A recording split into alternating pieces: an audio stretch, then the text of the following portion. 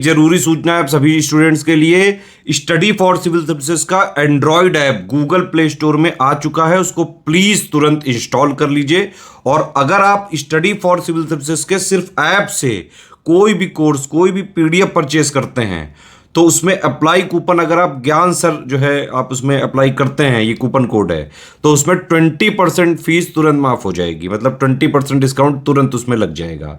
ज्ञान सर लिखना है, नॉर्मली ज्ञान सर स्मॉल लेटर में है सब कुछ, कोई स्पेस नहीं, कोई कॉलम नहीं, सिर्फ ज्ञान सर, GYANSIR। इस तरह से अगर कूपन कोड लगाते हैं आप ऐप में बाई करने से पहले, जो अप्लाई कूपन वाले में आता है, तो 20% का डिस्काउंट तुरंत मिलेगा। वीडियो देखिए। नमस्कार साथियों, स्क्रीन पर आपको 3-11 लिखे हुए दिखाई दे रहे हैं। 11 11 11। ये 3-11 का क्या तात्पर्य है? शायद ही कोई ऐसा छूटा होगा जो पीसीएस और आरओ एग्जाम की प्रिपरेशन कर रहा हो और उसे इस 3-11 का मतलब ना पता हो। इसका मतलब सबको पता होगा और ये क्यों चर्चा में है ये भी आपको पता होगा। देखिए साथियों, जैसा कि यूपी पीसीएस प्री और आरओ का री एग्जाम प्रस्तावित है। अगर पीसीएस की बात करेंगे तो ये 7 दिसंबर और 8 दिसंबर, ये 2 दिनों में प्रस्तावित है। जबकि आरओ का री एग्जाम जो होना है ये 22 दिसंबर और 23 दिसंबर की 3 शिफ्ट में होना है। देखिए, जब ये एग्जाम एक से अधिक शिफ्ट में होगा तो इसमें नॉर्मलाइजेशन अर्थात मानकीकरण की व्यवस्था होगी, है ना। और मानकीकरण के आधार पर चयन प्रक्रिया लागू किया जाएगा। मानकीकरण में कैसे नुकसान हो सकता है ये चीज़ें हम लोगों ने पहले वाले वीडियो में समझ रखा है कि एक विद्यार्थी जो 110 नंबर लेगा वो सेलेक्ट हो जाएगा और एक विद्यार्थी 120 या फिर इससे भी ज़्यादा नंबर लेने पर भी ये मेंस नहीं लिखेगा। तो मानकीकरण में सबसे अधिक नुकसान यहाँ पर होने वाला है।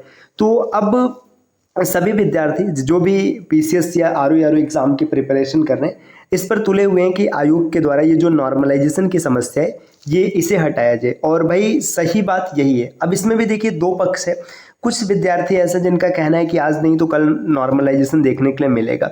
आपकी बात जायज़ है कि अगर फॉर्म की संख्या बढ़ती चली जाएगी तो फिर आज नहीं तो कल नॉर्मलाइजेशन देखने के लिए मिलेगा।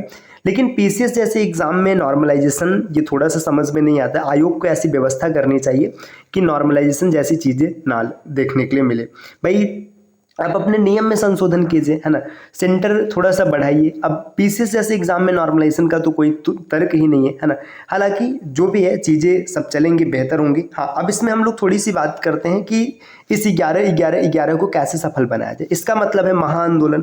तो इस आंदोलन में सबसे पहले विनम्र निवेदन है सभी स्टूडेंट से, सभी टीचर से, भाई जितने भी लोगों का पॉसिबल है पहुँचना। देखिए यहाँ पे ऐसा नहीं कि मतलब एकदम, अब जो कोई दूर का टीचर है, दूर का टीचर कहने का मतलब ऐसे समझिए, इमेजिन कीजिए कि अब एक टीचर है ना, जो इलाहाबाद से तकरीबन 1000 किलोमीटर दूर है, 500 किलोमीटर दूर है, 1500 किलोमीटर दूर है।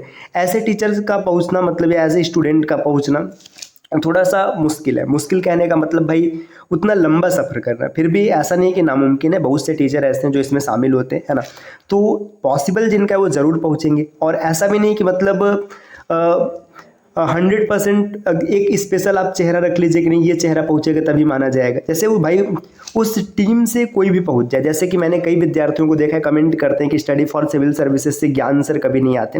देखिए भाई, ज्ञान सर हमेशा आपके साथ खड़े हैं, चाहे ऑन द स्क्रीन हो या ऑफ द स्क्रीन हो, है ना। वो हमेशा आपके साथ है। आप प्रत्यक्ष रूप से भी आपका सपोर्ट करते हैं और फिर जहाँ पर नहीं संभव है वहाँ पे अप्रत्यक्ष रूप से सपोर्ट किया जाता है। अगर ज्ञान सर डायरेक्ट नहीं पहुँचते तो उनके टीम से ऐसे कई मेंबर्स होते हैं जो डायरेक्टली आपके आंदोलन में पहुँचते हैं। बस ये चीज़ें दिखाई नहीं जाती, जाहिर नहीं किया जाता है कि भाई यहाँ मतलब हम इस टीम से आए हैं। देखिए सब आंदोलन का मतलब ये है ना कि आपका बेहतर होना चाहिए। इसका मतलब ये नहीं कि स्पेशल आप एक चेहरा देखेंगे और तभी मानेंगे कि हाँ कोई पहुँचा हुआ है, ऐसा नहीं है। देखिए, तो भाई जितने भी लोगों का पॉसिबल है इस आंदोलन को पहुंचे और इसे सफल बनाए, है ना। ज़्यादा से ज़्यादा भीड़ यहाँ पे कलेक्ट हो ताकि आयोग को हमारी बात माननी पड़े। अब तो सुप्रीम कोर्ट ने भी स्पष्ट कर दिया है कि भाई आप भर्ती के बीच में कोई परिवर्तन नहीं कर सकते। देखिए, अगर ये चीज़ पहले से स्पष्ट होता, पहले से मतलब जब नोटिफिकेशन जारी किया गया था, अगर उस समय ये चीज़ें स्पष्ट होती कि 2 शिफ्ट में या 2 से अधिक शिफ्ट में एग्ज़ाम लिया जाएगा तो प्रिपरेशन का लेवल अलग होता। अलग का मतलब कि हर विद्यार्थी को पहले से पता होता। फिर वहाँ पे परिस्थितियाँ एकदम विभिन्न होती, है ना। भाई जिसको लगता है कि इसमें समस्या तो फॉर्म ही नहीं फिल करता, है ना, या फिर फॉर्म फिल करते तो अपने तैयारी के लेवल को अलग रखते। अब ये बीच में परिवर्तन करने थोड़ा सा समझ में नहीं आ रहा है। तो भाई ये महाआंदोलन होना है, ये होके रहेगा। इसको शांतिपूर्ण तरीके से संपन्न किया जाए और आयोग को के सामने अपनी बातों को स्पष्ट रूप से रखा जाए। हालांकि ये पिछले कई महीनों से ऐसा चल रहा है कि आयोग के सामने बात रखा जा रहा है, लेकिन आयोग चीज़ों को एकदम इग्नोर किए जा रहे हैं। तो इसको भाई सभी विद्यार्थी सफल बनाएं, पहली बात। और दूसरी बात कि आप इस महाआंदोलन के साथ साथ अपनी पढ़ाई को भी जारी रखिएगा। ऐसा नहीं है कि मतलब महाआंदोलन के चक्कर में आप अपने पढ़ाई को छोड़ दीजिए। देखिए आपका एग्जाम 7 और 8 दिसंबर को होना है ना। अगर आप देखेंगे आज 9 नवंबर है, मुश्किल से आपके पास 30 दिन का समय बचा है ना। अब ये 30 क्या, आप इससे और भी कम मान लीजिए कि 25 दिन का समय है ना, क्योंकि बीच में कुछ दिन डिस्टर्बेंस रहेगा है ना, और थोड़ा सा मानसिक उलझन भी रहेगा कि किस प्रकार से चीज़ें डन करनी है। तो इस 25 दिनों में ना आप अपनी तैयारी को कम मत होने दीजिएगा, लगातार पढ़ाई करते रहेगा। मान के चलेगा कि एग्ज़ाम 7, 8 और 22, 23 को ही होना है। अगर कुछ अच्छा होता है, कुछ परिवर्तन होता है, मतलब भाई ये तो अब आगे की बात है, फ्यूचर की बात है, किसी को नहीं पता। अगर कुछ परिवर्तन होता है, हमारे पक्ष में होता है, तो ये बहुत अच्छी बात होने वाली है। हालांकि आपको यही मान के प्रिपरेशन करना है। अब प्रिपरेशन करना कैसे, देखिए इसके लिए ना आप study for civil services team के यूपी पीसीएस प्री 2024 के बैच को ज्वाइन कर सकते हैं। मात्र 1600 रुपए की छोटी सी फीस में आपको कंप्लीट जीएस और कंप्लीट सीसेट का स्टडी मटेरियल मिल जाएगा। देखिए ये कोर्स ऐसा डिजाइन किया गया ना, इसमें कोई भी टॉपिक नहीं छूटा है, चाहे जीएस की बात हो या सीसेट की बात हो, है ना। अब इसमें आपको ये रिकॉर्डेड क्लासेस मिलेगी, 2 महीने की वैलिडिटी होगी, है ना। इसमें एकदम रिवाइज्ड और अपडेटेड सिलेबस होगा। आप इसको पढ़ करके आसानी से एग्जाम क्लियर कर सकते हैं। इसके अतिरिक्त अगर आप आरओ की प्रिपरेशन कर रहे हैं, तो देखिए आरओ की सबसे बड़ी जो समस्या है वो करंट अफेयर्स को लेकर, कि करंट अफेयर्स कैसे डन करें। तो आप ये करंट अफेयर्स का बैच परचेस कर सकते हैं 479 में, है ना। और इसमें अगर कूपन कोड अप्लाई करते हैं ज्ञान सर, तो आपको 20% का डिस्काउंट भी मिलेगा। दोस्तों इसके अलावा भी कई कोर्सेज चल रहे हैं, है ना। जैसे आपकी आवश्यकता है, जिस प्रकार की आप प्रिपरेशन करना चाहते हैं, आपको जो बैच चाहिए, जैसे आपको सिर्फ मान के चलिए जीएस का बैच चाहिए, है ना। कोई ऐसा जिसको सिर्फ हिंदी का बैच चाहिए, किसी को सिर्फ सी सेट चाहिए।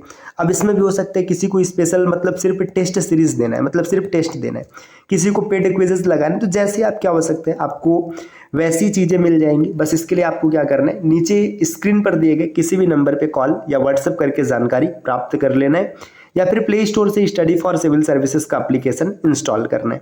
मिलते हैं दोस्तों आपसे अगले वीडियो में कुछ नए इन्फॉर्मेशन के साथ, तब तक के लिए नमस्कार।